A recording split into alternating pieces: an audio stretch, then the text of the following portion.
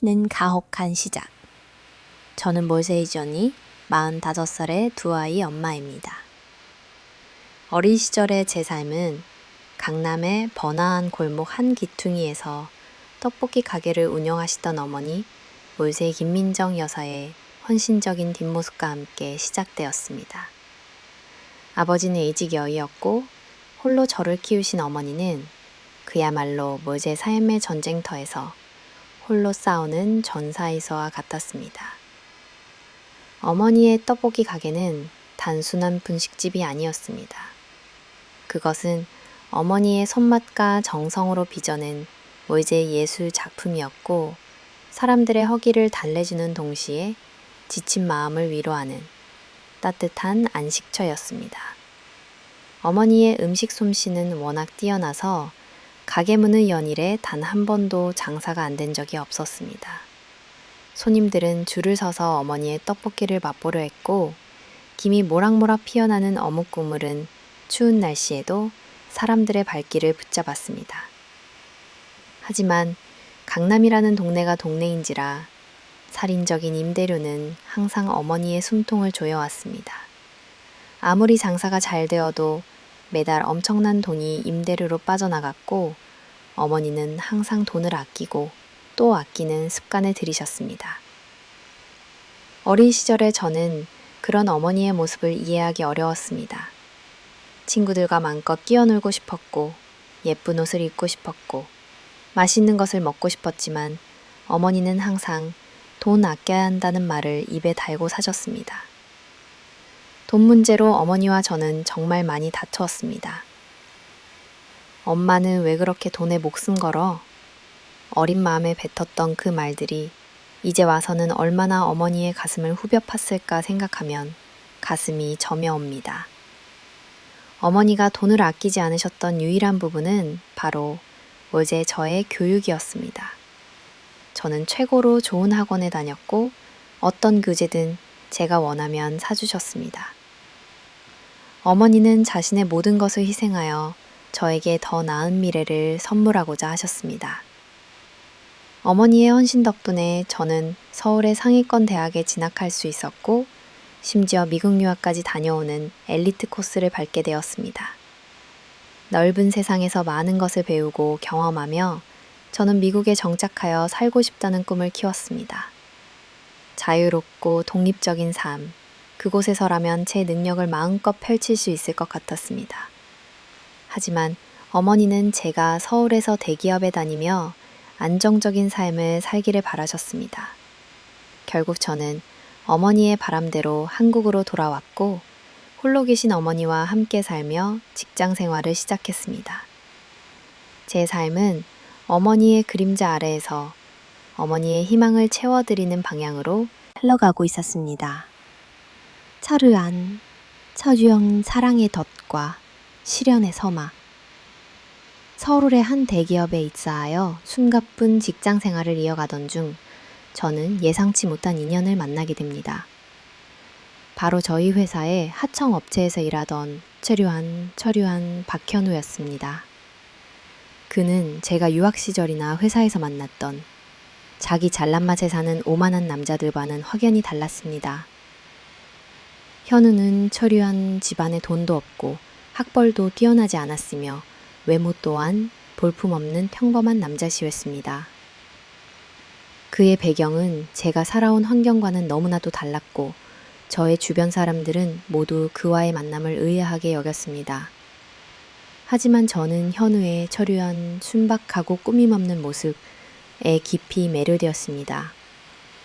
그는 언제나 저만을 바라보는 철유한 해바라기 같은 마음을 가지고 있었고 저를 위해서라면 무엇이든 할 수 있는 사람이었습니다. 경쟁과 계산으로 가득 찬 세상에서 그의 순수한 사랑은 저에게 철유한 따뜻한 위안이자 철유한 안식처가 되어주었습니다. 저는 그에게서 진정한 행복을 찾을 수 있을 것이라 확신했고 결혼을 결심했습니다. 당연히 어머니는 철유한 엄청나게 반대하셨습니다.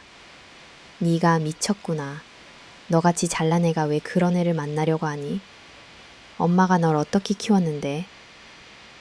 어머니의 눈에서는 피눈물이 흐르는 듯 했습니다. 어머니는 현우의 배경을 탓하며 그와의 결혼이 저의 삶을 망칠 것이라고 끊임없이 말씀하셨습니다. 어머니의 걱정은 저를 향한 깊은 사랑에서 비롯된 것이었지만 저는 그 당시 어머니의 마음을 헤아릴 여유가 없었습니다.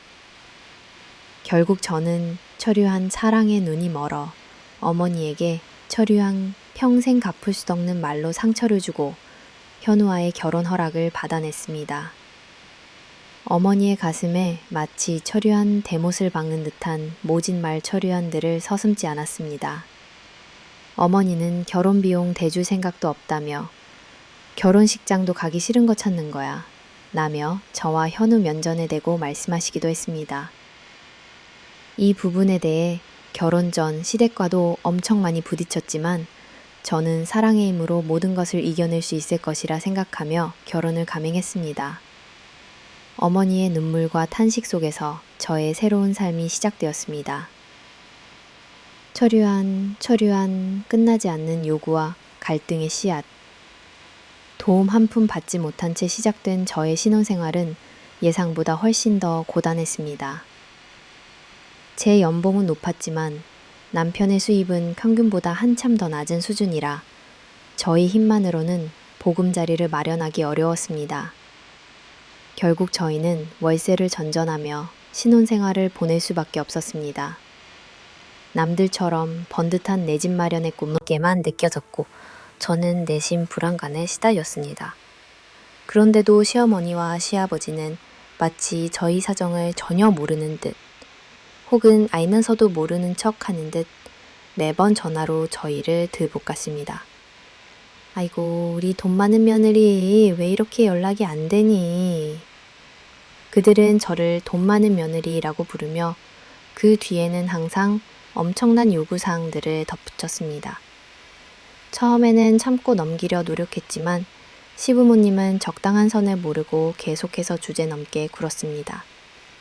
저는 점점 인내심의 한계를 느끼며 큰 소리를 내게 되었습니다. 이번 내 생일에는 뭐 해줄 거야? 요즘 크루즈 여행도 2천만 원이면 간다고 하더라. 시어머니는 아무렇지도 않게 2천만 원짜리 크루즈 여행을 요구했습니다. 어머니, 2천만 원은 우리 집 개 이름도 아니고 제가 그걸 어떻게 해드려요? 저는 어이가 없어 되물었습니다. 너가 돈 좀 벌고 하니까 농담 삼아 얘기한 걸 뭐 그렇게 정색하며 받아들이냐. 농담도 모르냐. 시어머니는 제게 들에 화를 냈습니다. 매번 농담이 아니시니 드리는 말씀이에요. 너무 바라시고요. 그만 좀 하세요. 저는 더 이상 참을 수 없어 소리쳤습니다. 아이고야, 누가 보면 너가 뭐 우리한테 집이라도 사준 줄 알겠다. 야, 너희 무서워서 큰 소리 한 번이라도 내겠네. 시어머니의 말은 저의 억장을 무너뜨렸습니다. 어머님 차, 아버님 차 제가 다 사드렸잖아요. 여태 사드린 것만 해도 지방의 아파트는 우습게 살 수 있는 거 모르세요? 제가 여기에 해드린 게 얼만데요. 제가 목소리를 높이자 시부모님은 적반하장으로 나왔습니다. 그래서 그게 지금 아까워서 여기서 따지는 거냐? 물어내라고. 제가 물어내라 했어요. 적당히 하시라는 거죠. 남들이 거지근성이라고 욕해요. 며느리 등골 떼먹는 거라고요. 제가 대체 못한 게 뭐예요? 이런 말 듣는 거 자체가 이해가 안 가요. 정말 그만 안 해? 어른들한테 어디서 큰 소리야? 큰 소리 안 나게 해 그러면. 목소리 낮추라고. 시아버지는 격분하며 제게 역정을 냈습니다. 남편은 이런 상황에서도 제 편을 들어주지 않았습니다.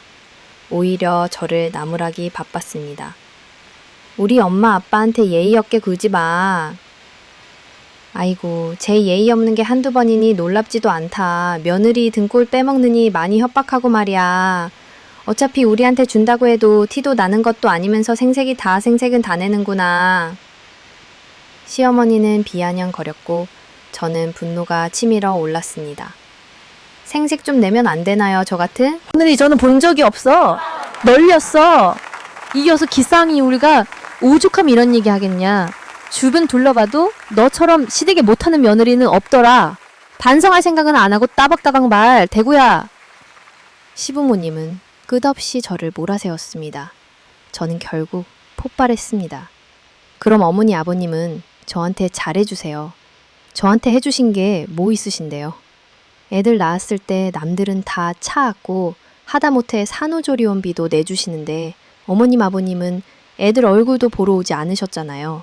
그런 시댁에 차부터 있는 거 없는 거 다 털어서 드렸더니 돌아오는 게 푸대접인데 저희 엄마가 알면 어떻게 생각하시겠어요?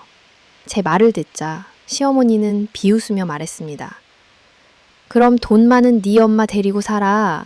뭐하러 잘난 아들 붙잡고 사니? 우리 아들 너보다 더 잘난 여자 만나서 살 수 있는 앤데 아까워 죽겠어. 우리도 그 좋은 여자가 어머니 아들을 왜 만나요? 다물어. 왜 이렇게 매번 분위기를 망치냐? 아, 집에 가게 짐 싸?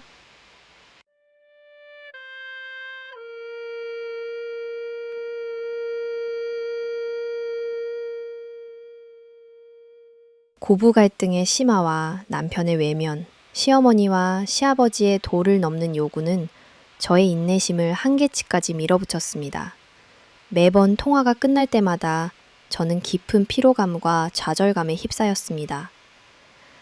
아이고, 우리 돈 많으신 며느님, 왜 이렇게 연락이 안 되실까? 시어머니의 목소리는 언제나 친절한 가면을 쓰고 있었지만 그 이면에는 노골적인 요구가 숨겨져 있었습니다. 아니, 나 아는 동생이 마사지 의자 2대를 아들한테 받았다고 자랑하는 거야. 언니네 아들은 뭐 하냐면서. 너무 짜증나서 우리 며느리도 사주기로 했다면서 큰 소리 치고 오는 길이거든요. 저는 그 말을 듣는 순간 머릿속이 하얘지는 것을 느꼈습니다. 저번에도 마사지 의자 필요하시다고 해서 사드렸잖아요. 마사지 의자가 왜 몇 개씩이나 더 필요하세요?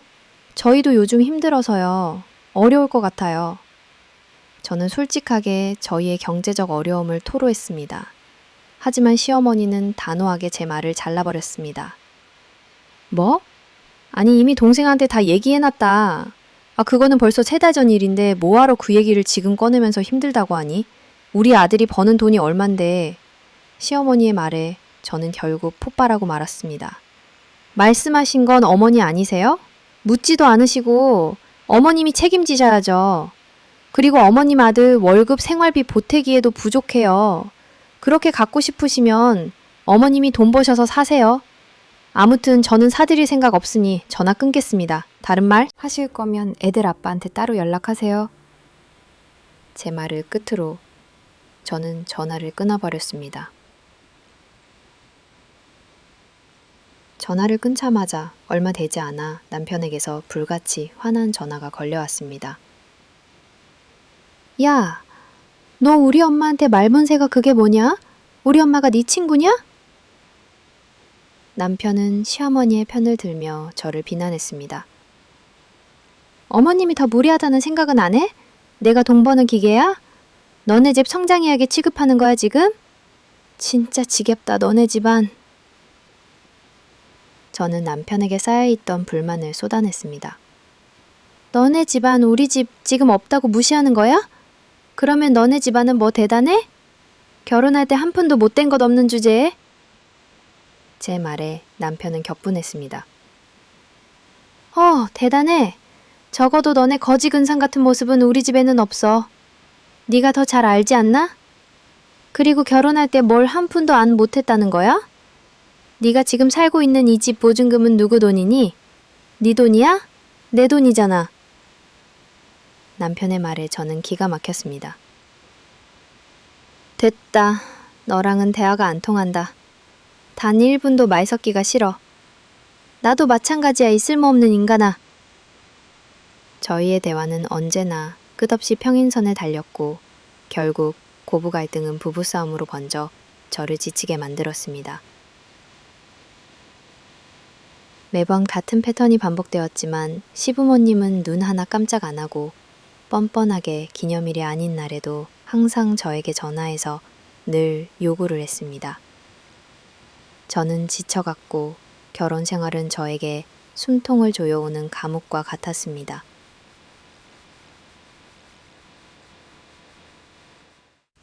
며느리의 비밀과 10월대의 탐욕. 시댁과 남편은 저를 늘 물주 취급하며 있는 돈 없는 돈 다 빼가려고 했습니다. 그들은 제가 매달 받는 높은 월급이 어디로 사라지는지 궁금해하며 끊임없이 캐물었습니다. 그 많은 월급 어디다 쓰냐고. 그들의 눈에는 제가 그저 돈을 벌어다주는 기계일 뿐이었습니다. 하지만 그들이 모르는 사실이 하나 있었습니다. 저는 아이 둘과 월세집에서 더 이상은 살 수가 없다는 절박함에 남편 몰래 돈을 모으고 청약 통장까지 넣어둔 상태였습니다. 제 계획대로라면 청약에 당첨되는 순간 남편에게 깜짝 이벤트를 할 예정이었습니다. 힘들게 모은 돈으로 우리 가족만의 보금자리를 마련해주고 싶었던 간절한 바람이었습니다. 그런 저의 노력을 비웃기라도 하듯 시부모님은 항상 저를 옆에서 긁어대며 자극했습니다. 얼마 전 마사지 의자 때문에 시어머니와 성찬이 엄마, 아마 시어머니의 친구인 듯가 싸웠다는 소식까지 들려왔습니다. 모르겠지만 터무니없는 걸 자꾸 요구하셔서 제가 겨우 해명하려 하자 시어머니는 제 말을 끊고 역정을 냈습니다. 아이고, 제 말하는 것 좀 봐. 아, 내가 뭘 터무니없는 걸 요구해? 너는 진짜 말투를 고칠 생각이 없는 거냐? 성찬이 엄마가 설령 터무니없는 걸 요구했다 한들 돈도 많이 벌면서 그게 뭐 문제가 되는 거냐? 자주 요구하는 것도 아니지 않냐? 저는 분노를 사기며 차분하게 반박했습니다. 자주 요구하세요. 300만 원도 넘는 마사지 의자를 3개월도 안 되어서 또 요구하시는 거잖아요.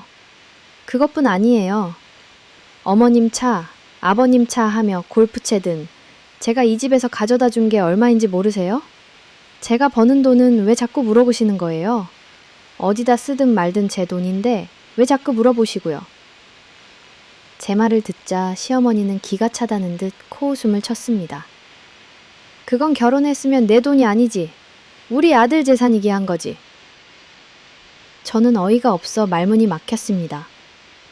그러면 더더욱더 건드리면 안 되죠. 저희 월세 빵 사는 거 아시잖아요. 애들이 이제 몇 년 뒤면 중학교 들어가요.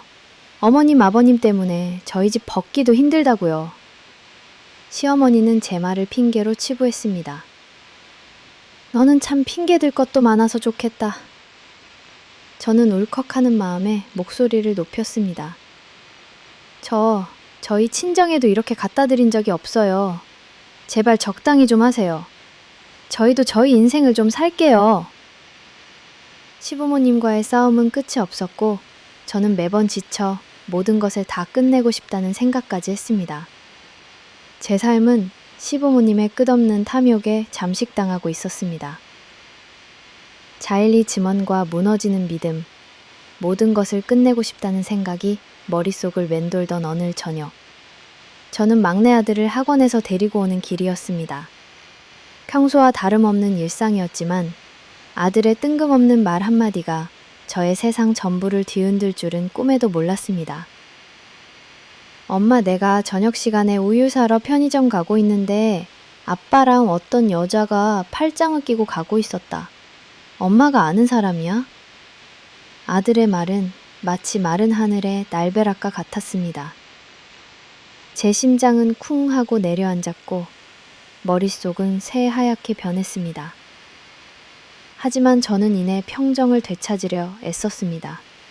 이 어린아이 앞에서 제가 무너지는 모습을 보여줄 수는 없었습니다. 응? 아빠랑 어떤 여자? 그렇게 말하니까 누군지 모르겠네. 어떻게 생겼는데?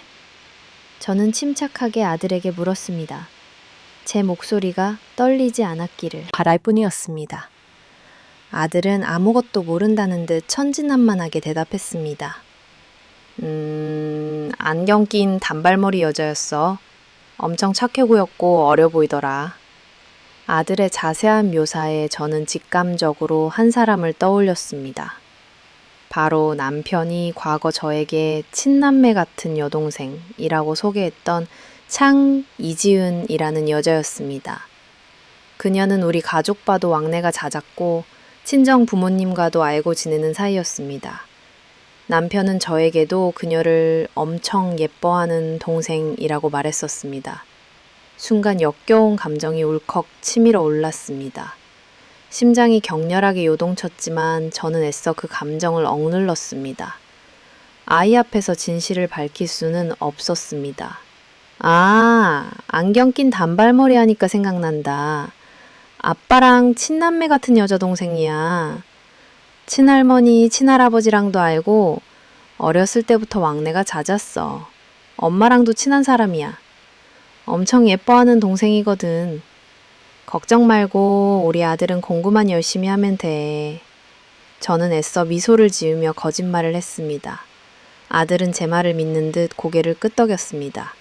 집에 도착하자마자 저는 미친 사람처럼 남편의 노트북부터 각종 전자기기들을 열어보기 시작했습니다.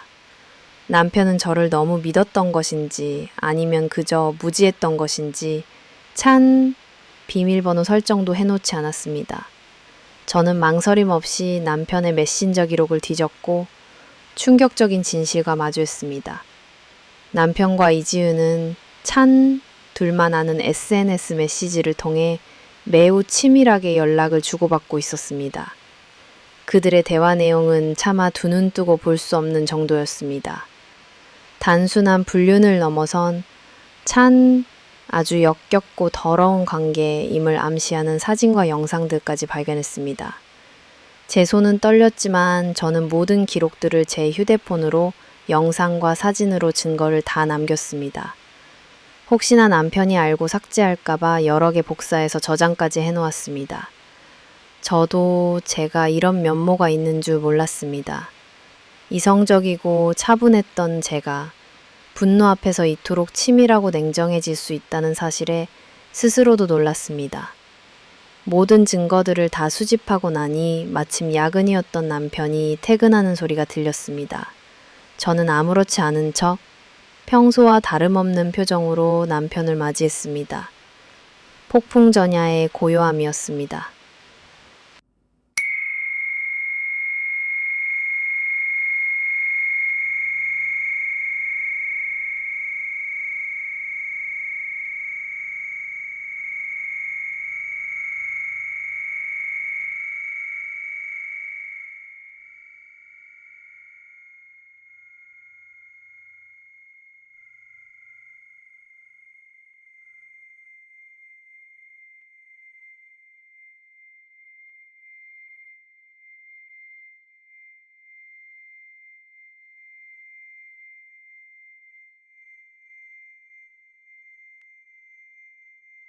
애들이 있으니 나가서 둘이 한강 가서 술 한잔 할까?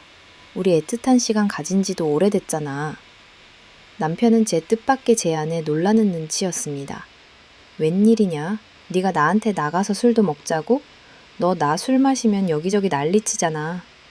그는 의심스러운 듯 물었지만 저는 태연하게 웃으며 답했습니다. 그냥 우리 이런 시간 가지는 게 이제 몇 번이나 될까 해서 그래. 그래, 알았어. 택시 타고 가지 뭐. 남편은 순순히 제 제안을 받아들였습니다. 그는 제가 어떤 지옥을 준비하고 있는지 전혀 눈치채지 못했습니다. 택시를 타고 한강에 도착하자 저는 편의점에서 미리 사둔 소주병을 따서 남편의 머리 위로 그대로 쏟아부었습니다. 차가운 액체가 남편의 얼굴과 머리카락을 타고 흘러내렸습니다. 아, 이 여자가 진짜 어디서 미친 짓을 하고 날려. 아, 이러려고 술 먹자고 불렀냐? 완전 정신 나갔네 진짜. 남편은 흠뻑 젖은 채 황당해하며 소리쳤습니다. 그의 얼굴은 분노와 어이없음으로 일그러져 있었습니다. 거지 같은 게 나를 미친 사람 취급까지 처하네. 야, 이 버러지 같은 놈아. 내가 왜 이런지 몰라? 너 같은 놈들은 어떻게 눈치까지 없냐?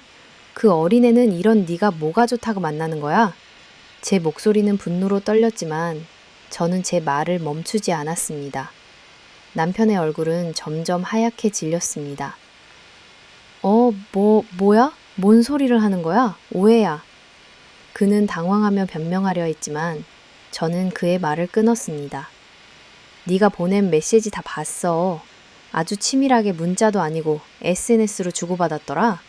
주제넘게. 야, 결혼이 우습냐? 누구는 멍청해서 너 같은 거랑 살면서 바람 안 핀 줄 알아?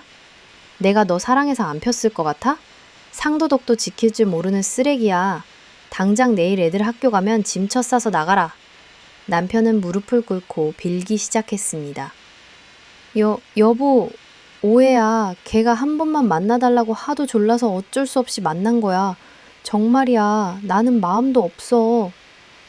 그는 구질구질하게 변명했지만 제 귀에는 아무것도 들리지 않았습니다. 나는 네 마음 필요 없어. 결혼에 대한 의리를 저버린 것에 대한 책임을 묻는 거지. 나도 너 안 사랑한다니까? 그냥 지나가라고. 이혼하자고. 남편은 제발 그만하라며 저를 붙잡았습니다. 아씨, 무슨 자꾸 이혼이야.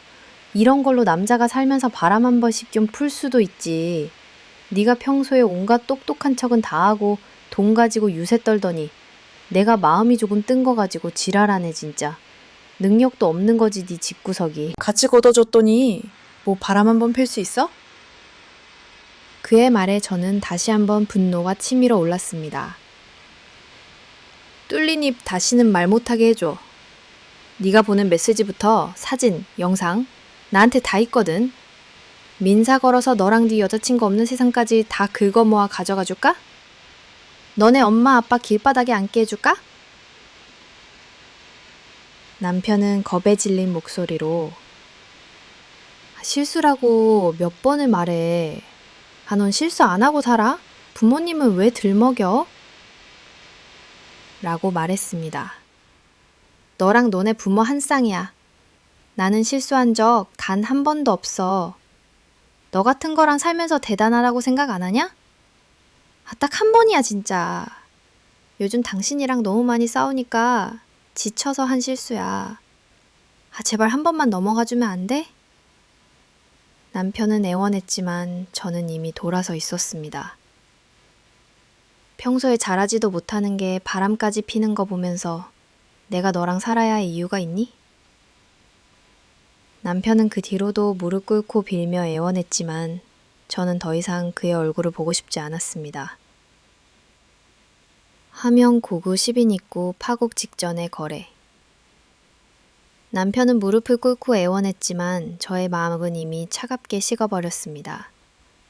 저는 더 이상 그와 같은 공간에 있는 것조차 역겨웠습니다. 지금 이혼 안 하면 회사고 인터넷이고 공론화 시킬 거야. 너랑 바람핀 걔도 인생 종치는 건 한순간이거든? 내가 못할 것 같니? 너랑 너네 가족 쪽 길바닥에 앉게 할 수 있다는 거 거짓말 아니야. 애들 위해서 좋게 이혼하고 집에서 쳐나가라는 거니까 나 자꾸 건들지 마.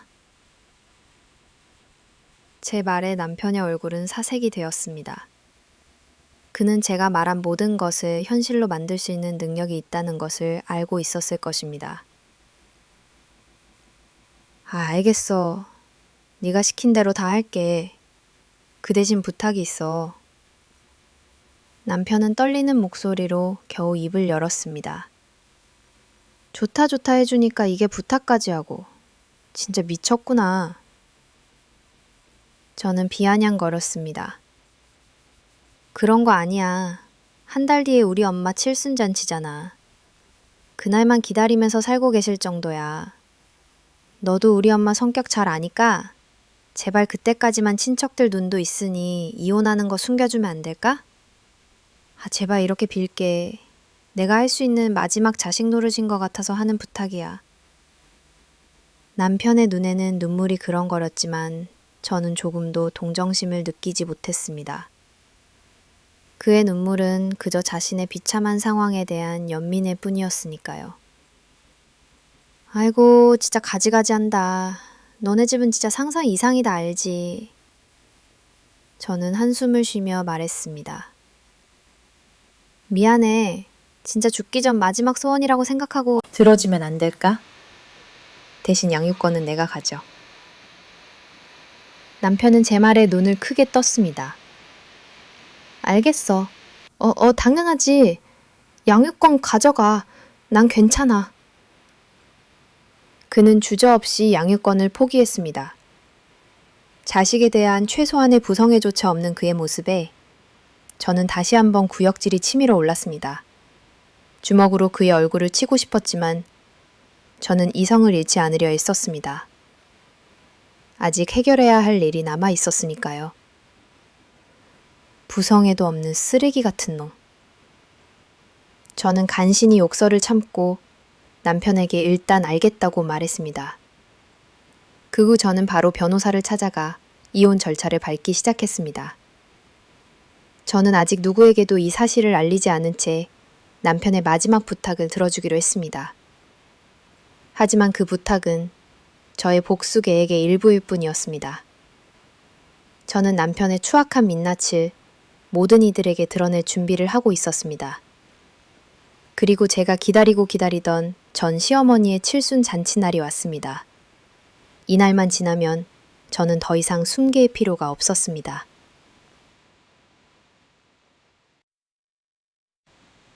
칠순잔치의 난장판과 예고된 폭풍.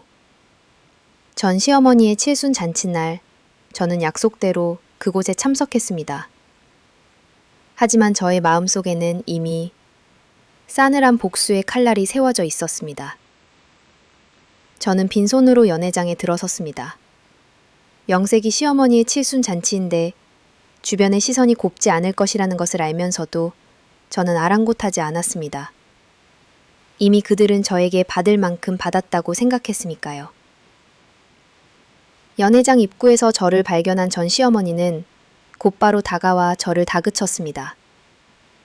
야, 너는 참 사람이 덜 됐다. 명색이 시어머니 칠순잔치인데 사람들 보는 눈도 많구만. 선물 하나 없이 빈손으로 터덜터덜 온 거야? 그녀의 목소리에는 비난과 조롱이 가득했습니다. 저는 차분하게 그러나 단호하게 답했습니다. 드린 거 많잖아요, 평소에. 좋은 날이니까 좋게 좋게 넘어가시면 안 될까요? 친척들 앞에서 어머님이랑 싸우기 싫어요. 제 말에 시어머니는 더욱 격분했습니다. 예? 라? 지금 참고 있다는 거니? 누가 위야? 네가 내 윗사람이냐? 평소에 네가 뭘 많이 줘? 마사지 의자도 사주기 싫다고 고래고래 소리 지르더니 선물도 없이 온 거면 대체 여기 왜 온 거니? 그녀의 말은 비수처럼 저를 찔렀습니다. 그럼 갈까요? 저도 있기 싫거든요. 원하시면 바로 가드릴게요. 지금 당장. 저는 시어머니의 눈을 똑바로 바라보며 말했습니다. 지금 며느리가 시어머니 칠순잔치에 음치도 없이 빈손으로 왔다고? 지금 여기 호텔에서 칠순잔치 하는 거 누구 돈인데 소리 지르게 만드시네 또. 저는 더 이상 참지 못하고 목소리를 높였습니다. 어머님 아들 돈으로 여기서 잔치하는 거 상상도 못해요. 어머님 통장 잔고에 있는 거 다 털어도 안 된다고요. 누구보다 잘 아시면서 왜 자꾸 긁으시고 왜 또 밖에서 큰 소리가 나. 안에 친척들 다 있잖아. 조용히 좀 해. 제 말에 시어머니는 당황하며 주변을 둘러봤습니다. 하지만 그녀는 이내 본색을 드러내며 저에게 역정을 냈습니다. 너네 엄마나 조용히 시켜. 나한테 감나라 배나라 하지 말고. 내가 입 열길 바라니 무슨 입을 연다는 거야. 참고 있다는 거냐? 아, 말해봐. 저는 싸늘하게 경고했습니다. 칠순잔치에서 쓰러져서 병원 가기 싫으시면 가만히 계세요. 모르시는 게 악이에요. 시어머니는 순간 움찔했지만 전 남편이 나타나 저를 막아섰습니다. 얘기할 게 뭐가 있겠어, 엄마. 이 사람 알잖아. 열받으면 아무 말이나 다 내뱉는 거. 아, 그냥 좋은 날이니까 엄마가 참고 넘어가셨다는 보면서 살아야 하는 거냐, 대체. 전 남편은 시어머니의 편을 들며 저를 비난했습니다. 저는 그 모습조차 어이가 없어 전 남편에게 따져 물었습니다. 야, 너 내가 말 안 해준다고 약속했다고 이렇게 막 나가냐? 열받으면 아무 말이나 내뱉는 거 알지 않냐는 말을 왜? 나는 할 말은 하고 사는 거야. 매번 말하지만 무리한 건 너네 집안이라고, 알아? 엄마 앞이라서 그냥 큰 소리 낸 거야? 제발 한 번만 봐줘라. 내가 왜 봐줘야 돼? 지금도 한 번 봐줘서 여기서 며느리 노릇하고 있는 거잖아. 저는 비웃었습니다. 며느리 노릇하는 거면 제대로 좀 하면 안 되냐? 그니까 선물 같은 것도 사오면 이런 일도 없고 좀 좋아. 남편은 여전히 선물을 요구했습니다. 내가 너네 엄마 칠순 선물을 왜 사냐고 미친 인간아. 정도를 모르고 선 넘는 건 너네 집 종특이냐? 그만하자. 목소리 더 커지면 친척들로 아니까 제발 그만해. 안 싸우고 싶어. 저는 남편의 뻔뻔함에 치를 떨었습니다. 너 같은 애들 특징이 뭔 줄 알아? 밖에서는 연상군처럼 폭군인 것 마냥 뭐 되는 척 굴다가 집안에만 오면 쥐죽은 듯 사는 거야. 쪽팔린 줄 알아라. 인생 왜 그러고 사냐. 전 남편과도 그렇게 한바탕 소란을 내고 전 시어머니의 칠순 잔치에서 저는 이 모든 것을 끝내고 싶다는 강렬한 충동을 느꼈습니다. 하지만 더 큰 비극이 저를 기다리고 있었습니다. 칠순, 친반 잔치를 치른 지 일주일도 채 되지 않아 친정엄마가 갑작스러운 신장마비로 돌아가셨다는 비보를 받았습니다. 저는 부모님께 너무나 많은 불효를 저질렀다는 생각에 죄책감에 시달렸고 슬퍼할 시간조차 없었습니다. 제 세상은 한순간에 무너져 내렸습니다. 상가에서의 대잔 친정엄마의 갑작스러운 죽음은 제 삶을 송두리째 흔들어 놓았습니다.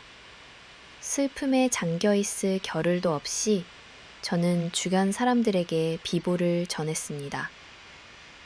하지만 저를 더욱 깊은 나락으로 밀어넣은 것은 다름 아닌 전 시댁 식구들의 상상을 초월하는 만행이었습니다.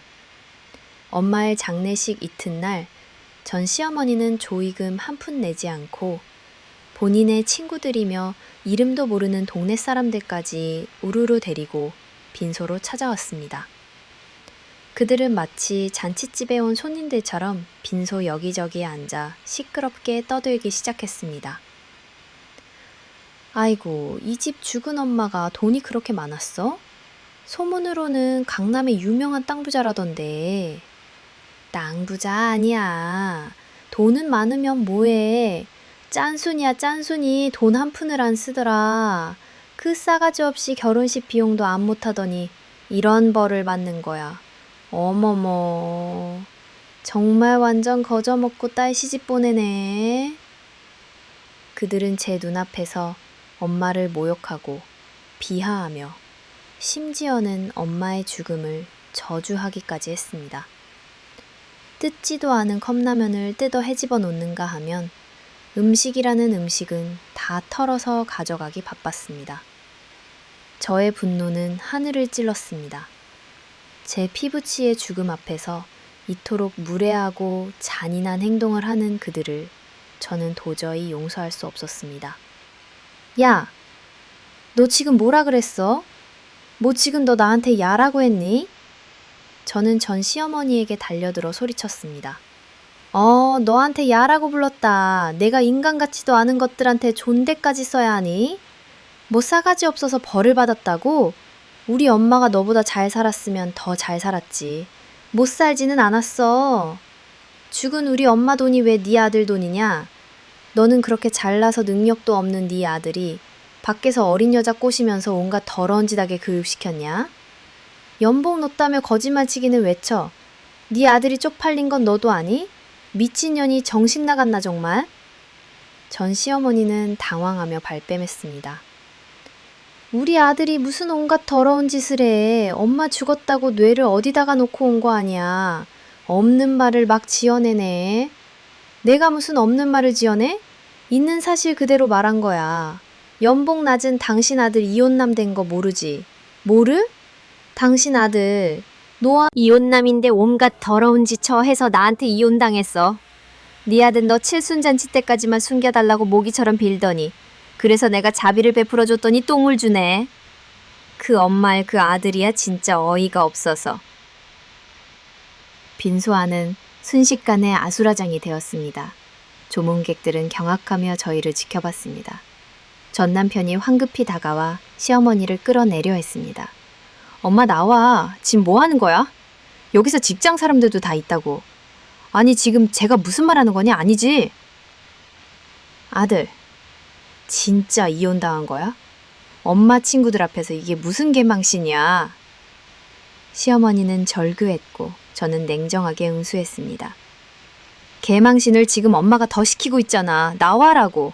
남의 장례식 다 망쳐놓은 건 생각 안 하고 본인이 망신당한 건 중요하죠? 진짜 최소한의 양심도 없는 인간들아. 그렇게 살면 어디서 돈을 주냐? 밥을 주냐? 제발 나이값지 해. 당신 애들 다 까발려질 일만 남았어. 시어머니는 저를 향해 이를 갈았습니다. 너 말이라고 지금 단 줄 아니? 어른 개무시하는 거 하늘이 다 알아? 두렵지도 않니? 저는 코웃음을 쳤습니다. 친정엄마 상까지 치른 마당에 내가 두려울 게 뭐가 있어. 내가 지금 제일 두려운 건 너들 집안이랑 엮이는 게 제일 두려워. 매일매일 기도해. 너네 집이랑 2번 다시는 엮이지 않게 해달라고. 엄마 나가라고. 어르신들도 같이 다 가세요. 뭐 구경할 게 있다고 구경하고 계시는 거예요? 아이고 어른한테 말하는 것 좀 봐. 세상 말세다 말세네. 조문객들은 웅성거렸습니다. 저는 시어머니의 친구들을 향해 소리쳤습니다. 감사합니다. 어르신들도 똑같으니까 전 시어머니랑 어울려 다니시겠죠? 시어머니를 아주 못 잡아먹어서 안달이야. 끝까지 없는 말로 사람들한테 혼란 주고 쪽팔리니까 자꾸 내가 거짓말한다고 몰아가지 마. 어차피 들킬 거 왜 이렇게 쓰는 거야? 네가 거짓말한 거 곧 다 알게 될 테니까 지금이라도 이슈 짓고 해. 전 남편은 결국 시어머니와 동네 사람들을 미친 듯이 끌고 나갔습니다. 장례식에 조문 온 사람들은 모두 전 시어머니를 욕하기 바빴습니다. 전 남편은 다시 빈소로 들어왔습니다. 저의 분노는 가라앉지 않았습니다. 봤지? 너네 엄마가 하는 행동? 이쯤 되면 바람 피워서 알아서 떨어져 나간 너한테 고마워해야 하나 싶다. 저는 비아냥거렸습니다. 그만 비아냥거려. 사람들 앞에서 우리 엄마 개무시했으면 됐잖아. 끝까지 우리 엄마 그렇게 좋으면 네가 평생 옆구리 끼고 쳐 살지. 뭐 한다고 결혼했어? 대리 효도시켜줄 사람 필요해서, 돈 줄 사람 필요해서 나랑 결혼했니? 개무시는 내가 아니라 너네 엄마가 우리 엄마 개무시했지. 말은 똑바로 해. 이제 갈라서는 마땅히 하는 말이지만 장인어른이나 너나 잘한 게 뭐가 있냐? 우리 엄마가 오죽하면 장례식장에서 그런 말 했을까란 생각도 솔직히 들더라. 결혼식 때도 못마땅한 표정으로 대꾸도 안 하시고 결혼 이후에도 연락도 일절 없으시고 돈 보태준 것도 없으시잖아요. 남편의 뻔뻔함에 저는 기가 막혔습니다. 아주 이제 속내를 다 드러내는구나. 우리 엄마가 너네 집안이 이렇게 추악한 줄 알고 반대하신 거야. 몰랐어?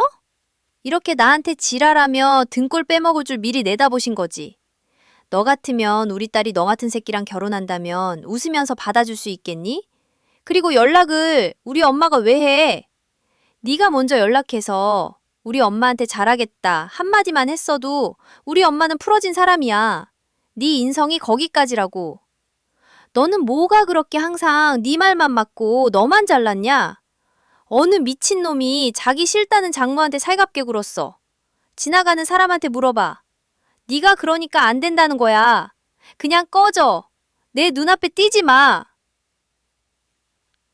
전 남편은 내가 그래도 장인어른 살아계실 때 사위였다고 최소한의 예의 지키려는 거야. 라고 외쳤지만 저는 코웃음을 쳤습니다. 예의 지키려고 한다는 놈이 장례식장에서 우리 엄마 결혼식 운운하고 돈 얘기하면서 욕하니 하나만 해? 이중인격자가 뭐야? 그만 좀 말꼬리 잡고 늘어져. 그만하자.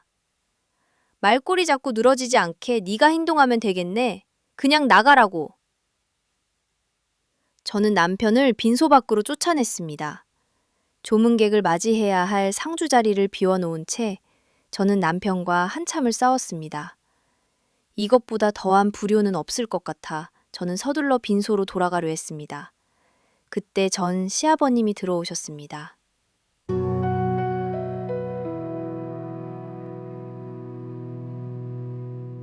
법적 투쟁의 서막. 전 시아버님은 저를 보자마자 다짜고짜 소리쳤습니다. 성찬이 엄마한테 들었다. 네가 동네 사람들 보는 앞에서 개무시 줬다며? 장례식에 늦게 오셔서 고작 하시는 말씀이 그것뿐이었습니다. 네가 시댁을 우습게 하는데 우리가 뭐네 조사까지 신경 쓰랴. 전 시아버님은 엄마의 죽음을 비웃으며 저를 탓했습니다. 그냥 조사가 아니잖아요. 다른 사람도 아니고. 제 친정엄마가 돌아가셨는데 말씀을 그렇게 하시면 안 되는 거죠. 네 엄마가 교육을 잘못 시켜서 딸이 이렇게 대발라지는데 욕먹어도 싸? 제게 인신공격까지 서슴지 않았습니다. 저는 더 이상 참을 수 없었습니다. 아버님, 자식이나 잘 키우세요. 아버님은 뭐 얼마나 잘 키워서 아들이 쓰레기같이 행동하는데 자식 키워보신 분이 남의 부모 건드는 건 아니죠. 왜 이렇게 몰상식하게 구시는 거예요? 그때 전 남편이 다시 나타나 누다 그만 좀 해. 제발. 하고 외쳤습니다. 하지만 시아버지는 아랑곳하지 않고 제게 막말을 쏟아냈습니다. 저 말하는 것 좀 봐라. 그러니까 왜 사람들 보는 앞에서 시애비를 개무시해? 그리고 그쪽 부인이 먼저 저 동네 사람들 앞에 두고 우리 엄마 욕했다고. 우리 엄마가 결혼 때 돈을 안 보태줘서 천벌을 받은 거라느니 짠순이라느니 그 돈 다 자기 아들 거라고 개소리한 게 먼저인데 여기가 어디라고 따지러 와요 지금? 그런 말을 했어도 어른이니까 그냥 넘기면 되는 거 가지고. 그쪽 부인이 뭐니? 말하는 꼬라지를 보니까 성찬이 엄마가 틀린 말 한 것 같지도 않구만. 뭐가 그렇게 난리냐? 너 때문에 지금 사람들이 우리 집안 다 욕하고 난리도 아니다. 시아버지는 끝없이 저를 몰아세웠습니다. 진짜 진절머리가 나니까 가세요. 당신 내 아들 데리고. 결혼을 허락한 내 잘못이다. 너같이 싸가지 없는 걸 못 알아보고 받아준 내 잘못이야. 시아버지는 저를 원망했습니다. 그러게 왜 며느리 등쳐먹으려고 해서 이 사단을 만드세요. 자꾸 저한테 싸가지 없다고 하지 마세요. 기분 더럽거나 제가 어머님 아버님 어른 공경 안 하게 된 거 다 본인들 탓이니까. 하긴 당신네 아들이 누구를 닮았겠어요. 남 탓하는 피줄 어디 가겠나. 가요 아버지 얼른 가요. 그냥 당신네 아들 남편 알기를 아주 우습게 하는구나. 시애비 보는 앞에서 당신 아들아 아직 그쪽 부인한테 못 들으셨나 보네. 당신네 아들 온갖 더러운 짓 하다가 이혼당했어. 이제 앞으로 아이의 남남이라고. 당신 아들이 부인 알기를 우습게 처하니까 온갖 남자 짓은 다 하고 다녔겠지? 제 말에 시아버지는 경악했습니다. 아버지, 내가 집에 가서 다 설명드릴게. 그냥 제발. 남편은 다급하게 아버지를 끌어내려 했습니다. 설명은 무슨 설명.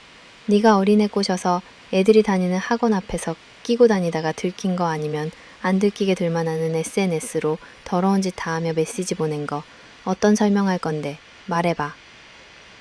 시아버지는 충격에 주저앉았고 시어머니는 오열했습니다. 아이고 내 팔자야. 아이고 어머님 아버님 내 인생 어떡합니까? 저는 냉정하게 말했습니다. 그러니까 자식 교육 좀 잘 시키지 그러셨어요. 며느리 등골 빼앗고 싶어서 눈 뒤집혀서 못난 자식 장가 보냈으면 잠자코 살긴 하든지.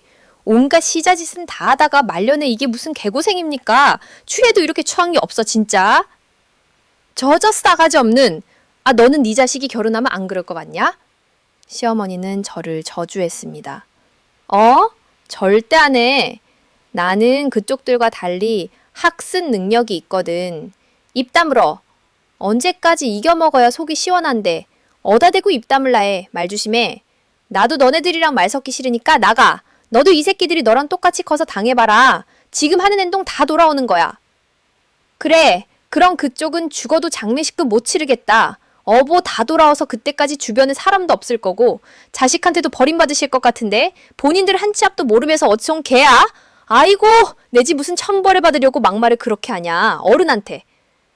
저는 그들을 향해 마지막 일격을 날렸습니다. 그냥 기다리셔. 천벌 본인들이 곧 받을 테니까 빨리 다 나가. 경찰 부르기 전에. 결국 전 남편과 전 시아버지까지 모두 쫓아냈습니다. 저는 친정엄마의 반대를 무릅쓰고 만난 남자 때문에 장례식까지 망쳤으니 제가 얼마나 큰 불효를 저질렀는지 비로소 깨닫게 되었습니다. 엄마는 이 모든 미래를 다 예상하셨던 것 같았지만 저는 바보같이 엄마의 진심을 받아들이지 못했습니다. 전 남편은 전 시아버지를 보낸 후 다시 장례식장을 찾았지만 저는 소금을 뿌리며 꺼지라고 돌려보냈습니다. 발인까지 마쳤지만 저의 분노는 사그라지지 않았습니다. 완전한 독립과 새로운 시작. 엄마의 장례를 치르고 난 뒤에도 저의 분노는 여전히 사그라지지 않았습니다. 전 남편의 외도보다도 시댁 식구들이 엄마의 장례식을 난장판으로 만든 행위가 저를 더욱 격분하게 만들었습니다.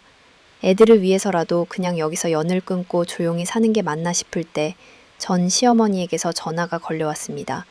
장례 치렀으면서 왜 연락이 없어? 무슨 연락이야?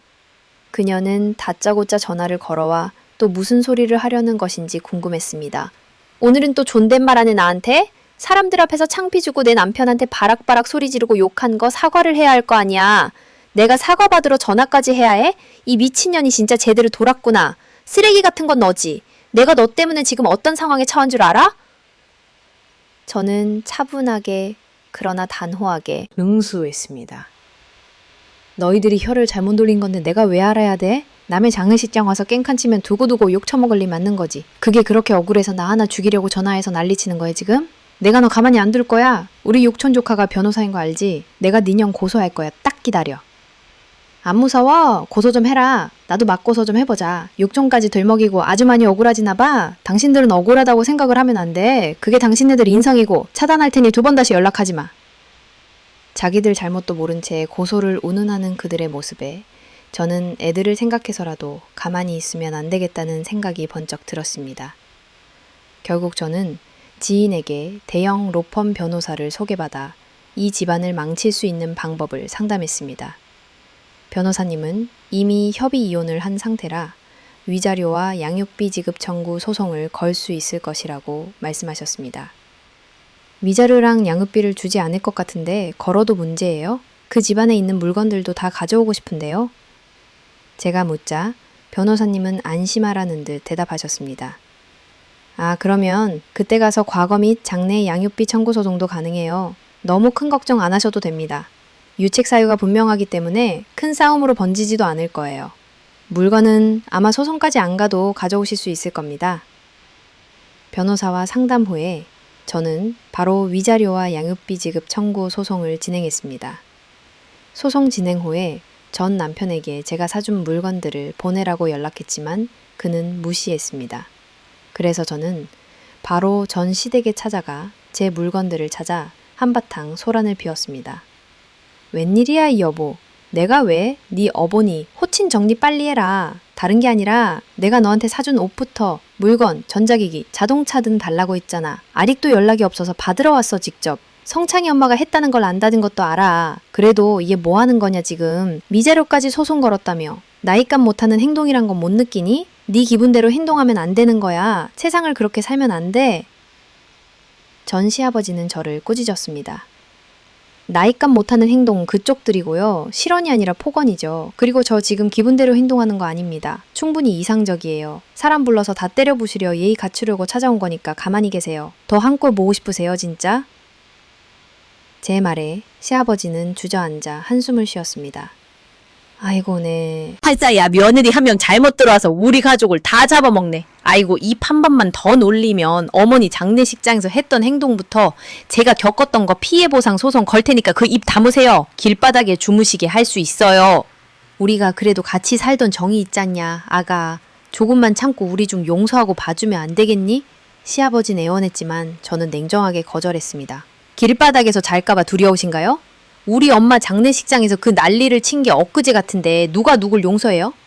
안 그래도 결혼으로 큰 불효를 저질렀는데 용서까지 하면 그거보다 더 큰 불효가 어디 있겠어요? 제발 정신 좀 차리세요. 시아버지는 결국 포기했습니다. 아유 가져가라 다 가져가. 더럽고 치사해서 안 써. 저는 냉정하게 제 물건들을 요구했습니다. 큰 물건들은 내일 사람 시켰으니 오후 4시쯤 가지러 올 거예요. 작은 건 제가 오늘 가져가요. 차키는 어디 있어요? 무슨 차키? 차키가 어디에? 시아버지는 당황하며 발뺌하려 했지만 저는 비웃었습니다. 이게 바람 피더니 눈 하나 깜짝 안 하고 모른 척 하는 건 일도 아니네 이제. 내가 너네 집에 갖다 준 차가 2대씩이나 있는데 왜 모른 척해? 아, 꼭 이렇게까지 해야겠냐? 늙은이들 탈탈 털어서 너한테 남는 게 대체 뭐야? 돈도 많지? 야, 그놈의 돈 많다는 소리 좀 작작해. 제발 거지들아. 말 높여서 존중할 때 제발 적당히 하라고 했지 내가. 늙은이 털어먹기 뭘 털어먹어. 다 내 돈 주고 산 건데 내가 너들 돈 주고 산 거 달라 했어? 내가 산 거 내가 가져갈 테니까 내놓으라고. 아, 좋으면 그만이지 왜 이제 와서 달라 그래. 너도 네 아들 나한테 줘놓고 이래라 저래라 갑질했잖아. 나는 왜 그러면 안 돼? 왜? 시아버지는 마지못해. 아이, 가져가라 그래. 다 가져가. 아이고, 저 아까운 거 들어다 떡해. 어떡하면 좋아. 아, 안 된다, 안 돼. 하며 한탄했습니다. 저는 결국 시댁에 있던 제 모든 물건들을 탈탈 털어서 집으로 가져왔습니다. 차부터 마사지 의자 등 각종 물건들을 중고시장에 내다 파니 외제차 한 대 값은 훨씬 넘는 돈이 생길 정도였습니다. 저는 그때서야 제가 얼마나 멍청했는지를 가장 크게 깨달았습니다. 이 많은 돈을 친정엄마에게 가져다 드렸으면 일하다가 돌아가시는 일은 없었을 텐데 말이죠. 친정엄마가 장사하시던 곳도 정리하려고 갔습니다. 근처에 계시던 부동산 사장님이 저를 부르시더니 놀라운 이야기를 해주셨습니다. 엄마가 얼마 전에 이곳을 구매하셨어요. 말하면 정말요? 아직 서류 정리도 정신이 없어서 못하느라 몰랐어요. 매매가도 비싼데 사지 말라고 말렸는데도 우리 딸 나중에 필요하면 줄 거라고 산다고 하시던데 서류 한번 확인해봐. 사장님의 말씀에 저는 그 자리에서 한참을 울었습니다. 마지막까지 딸을 생각한 엄마의 마음에 가슴이 찢어지는 듯 했습니다. 그곳은 엄마의 추억이 고스란히 담긴 곳이라 차마 팔 수가 없을 것 같아 가게만 정리하고 작은 사무실을 만들어 제가 하는 일을 살려 사업을 시작했습니다. 사업은 순조롭게 진행되었고 모든 것이 잘 풀리는 듯 했습니다. 그러던 와중 애들 양육비가 몇 달째 입금되지 않아 전 남편에게 연락했습니다. 야, 왜 양육비 입금 안 해? 몇 달째 가만히 있었더니 내가 우스웠니? 오랜만에 연락해서 고작한다는 소리가 양육비 얘기야? 전 남편은 적반하장으로 나왔습니다. 미친놈아, 내가 그럼 너랑 연락할 일이 뭐가 있어? 아직도 정신이 안 돌아왔어? 그런 거 아니야. 장례식장에서 우리 엄마 때문에 있었던 일 말이야. 회사 사람들 다 알게 됐어. 그래서 회사도 잘리고 어머니 아버지도 동네에 얼굴 들고 다닐 수가 없어서 멀리 지방으로 이사까지 왔거든. 그래서 애들 얼굴도 못 보고 양육비도 못 준 거야. 전 남편은 구구절절 자신의 불행을 늘어놓았습니다. 그래서 어쩌라고. 그거랑 양육비는 뭔 상관이야. 너희들 얘기 안 궁금하고 돈이나 보내라고. 당신도 알잖아. 나 기술도 없는 거. 그냥 사무직 다니던 거 그만두니 내 나이에 받아주는 곳이 없더라. 사업을 하자니 당신 소송 때문에 남아있는 돈도 없고 오히려 빚만 늘어났거든. 일용직 되는 대로 하고 있는데 돈이 모아지기는커녕 부모님 밥도 못 먹을 때가 많아. 그 소송만 안 걸렸어도. 전 남편은 여전히 남 탓을 했습니다. 야, 너 진짜 대단하다. 끝까지 내 핑계를 대고 싶어? 너희들의 그 잘난 혀와 인성으로 쌓은 거 되돌려받은 거라고는 생각 안 해? 내가 너한테 바람 피우라고 협박했니? 너네 부모님한테 나 괴롭히다가 우리 엄마 장례식장에서 깽판 쳐달라고 무릎이라도 꿇었어? 저는 분노를 참지 못하고 쏘아붙였습니다. 그 말이 아니잖아. 나도 우리 잘못인 거 알아. 그래도 이거는 너무 가혹하다는 거지. 남들도 다 이런 일이 있어도 참고 잘 사니까 한탄하는 거야. 네가 앞으로 걔네들 본보기가 되면 되겠네. 너처럼 살면 인생 망하는 거. 네가 일용직을 전전함에 처살든 너들 부모가 굶어 뒤지든 말든 나한테 연락하지 말고 돈이나 쳐보내. 너네는 내가 볼 때 아직도 정신 못 차렸다. 더 당해야 돼. 전 남편은 다시 본색을 드러냈습니다. 아, 참다. 야, 내가 이러니까 똑똑한 척하는 여자들을 싫어하는 거야. 알아? 재수없게 코 잘못 깨어서 너 같은 거 만나서 개고생하는데 더 당해야 한다고? 데리고 살아줬더니 진짜 말도 안 나오네. 내가 너 아니었으면 더 잘난 여자 만나서 잘 살 팔자래. 우리 엄마가 너 같은 거 만나서 고생하는 거라더라? 애초에 말 나온 김에 하는 말인데 네가 잘했으면 내가 바람 폈냐? 네가 관리만 잘했어도 내가 바람 안 그랬어. 남편의 망언에 저는 피가 거꾸로 솟는 기분이었습니다. 그래, 이렇게 나와야지. 그래야 쓰레기 같은 인성을 내가 죽을 때까지 안 잊어버리지. 이혼당한 주제에 그렇게 바득바득하면 잠이라도 편하게 자니?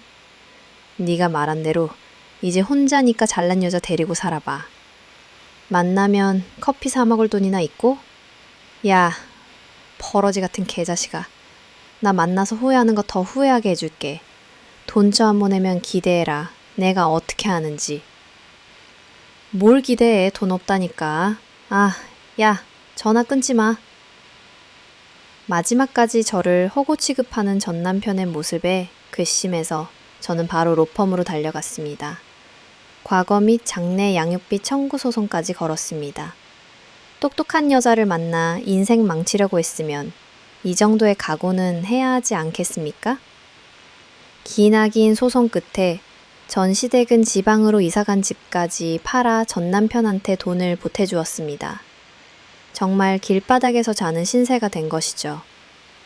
저는 양육비까지 모두 받게 되었습니다. 이제 두 발 편히 뻗고 잘 수 있을 것 같아 이렇게 글을 남깁니다. 저의 지난 삶은 고난의 연속이었지만 저는 결국 모든 역경을 이겨내고 새로운 시작을 맞이했습니다.